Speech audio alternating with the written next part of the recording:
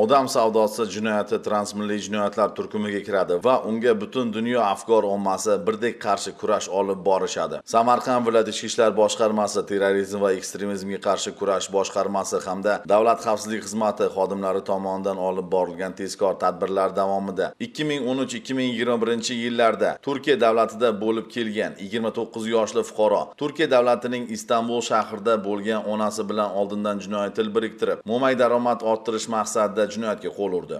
U 22 yoshli qizni aldov yo'li bilan kelgusida fohishalik va boshqa shahvoniy maqsadlarda ishlatish uchun onasining yoniga Samarqand xalqaro aeroporti orqali Istanbul shahriga yuborayotgan vaqtda ushlanib, tegishli tartibda hujjatlar rasmiylashtirilgan. Borganimizdan keyin qiynalib qolmaymizmi, tanish bilishlar bormi deganimda, bu kishi aytgandi, men 12 yildan beri shu ish bilan shug'ullanaman. Nima ish bilan? Shu olib kelishim bilan dedi. Bizlar dedi, bugun yo erta boradigan emasmiz dedi. Endi 12 yil, 10 yildan beri o'sha yerdaman dedi. Yaqinda keldim o'zi dedi.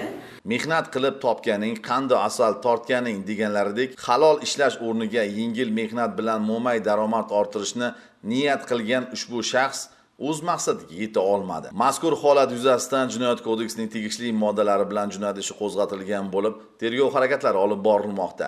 Bu kun Chingiz Norqulov, Bahodir Shafiyev, Samarqand.